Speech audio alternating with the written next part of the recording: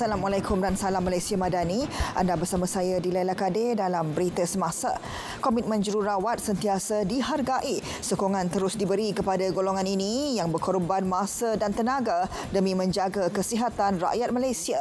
Sepanjang Hari Jururawat Sedunia hari ini, Menteri Kesihatan Dr. Zaliha Mustafa berharap agar semua jururawat terus berusaha dan meningkatkan lagi kualiti perkhidmatan kesihatan. Beliau menzahirkan terima kasih kepada semua jururawat yang berkhidmat dengan penuh kesabaran, ketabahan dan pengorbanan sepanjang perkhidmatan. Dr. Zaliha menyifatkan jururawat sebagai aset penting dalam sistem kesihatan negara kerana tugas dan tanggungjawab mereka amat penting demi memastikan pesakit mendapat rawatan berkualiti dan profesional. Jururawat juga menjadi penjaga kepada kesejahteraan pesakit di hospital, pusat kesihatan dan klinik-klinik di seluruh negara. Pemantauan berterusan akan dilaksana penguatkuasa Kementerian Perdagangan Dalam Negeri dan Kos Sara Hidup Melaka dalam usaha mengekang penjualan barangan tiruan di lokasi tumpuan awam di negeri itu. Pengarahnya Norena Jaafar berkata, langkah bertujuan menjaga imej Melaka sebagai negeri pelancongan. Semalam, pelbagai barangan seperti kasut, selipar dan tali pinggang jenama terkenal dipercayai tiruan yang dijual di 4 premis sekitar Melaka Tengah dirampas. Rampasan bernilai lebih RM3,000 itu dilaksana hasil laporan dan siasatan wakil pemilik cap dagang itu. Sementara itu, tiada laporan berkaitan kenaikan harga atau kekurangan bekalan air minuman botol di Melaka setakat ini.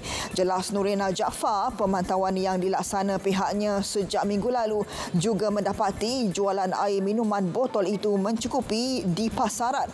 Namun langkah berjaga-jaga tetap diambil KPDN Melaka bagi memastikan bekalan tidak terputus, khususnya sepanjang musim cuaca panas dijangka hingga September nanti. Lembaga Kemajuan Wilayah Kedah Kedah NAFI telah mengeluarkan borang permohonan bagi projek perumahan Pusat Pertumbuhan Desa PPD Binjal di daerah Kubang Pasu kepada orang ramai. Ia berikutan maklumat daripada orang ramai berlakunya aktiviti menjual borang tersebut daripada pihak yang tidak bertanggungjawab. Borang tersebut dijual antara RM30 hingga RM50.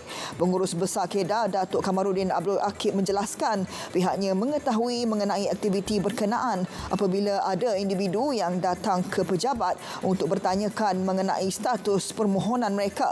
Projek perumahan PPD Binjal yang mula dibina pada tahun 2021 itu menawarkan 50 unit rumah dan dijangka siap pada Ogos depan. Kerja-kerja menaik taraf Pusat Pameran Antarabangsa Mahsuri MAG di Padang Maksirat sebagai lokasi utama Pameran Udara dan Maritim Antarabangsa Langkawi 2023-523 siap untuk digunakan. Pengerusi Jawatankuasa Infrastruktur dan Kebersihan 523 Wan Kamarul Faizal Wan Kamardin berkata pihak Lembaga Pembangunan Langkawi LADA telah menyerahkan kepada pihak penganjur pada 14 April yang lalu sebanyak RM45 juta diperuntuk bagi menaik taraf Dewan Utama tersebut. Penambahbaikan itu bertujuan memberi keselesaan kepada syarikat pempamer termasuk delegasi terlibat membabitkan 60 buah negara. Puluhan ribu pengunjung dijangka hadir sepanjang 5 hari pameran itu berlangsung. Beliau ditemui media pada Majlis Aidilfitri Langkawi Best Way 2023 di Kuah Langkawi. Baik, sedikit perkembangan luar negara, wabak cacar monyet bukan lagi kecemasan kesihatan awam antarabangsa. Perkara itu diumumkan Pertubuhan Kesihatan Sedunia WHO. WHO mengisytiharkan cacar monyet sebagai kecemasan kesihatan awam antarabangsa pada Julai 2022. Ketua pengarahnya Tedros Adhanom Ghebreyesus mengisytiharkan tamatnya status kecemasan bagi penyakit itu selepas Jawatankuasa Kecemasan organisasi berkenaan bermesyuarat pada Rabu. Ini selepas pihaknya melihat penurunan jumlah kes cacar monyet secara berterusan. Tindakan itu memberi isyarat bahawa krisis akibat cacar monyet yang merebak melalui sentuhan langsung dengan cecair badan telah terkawal. Dengan itu, sekian berita. Assalamualaikum dan salam Malaysia Madani.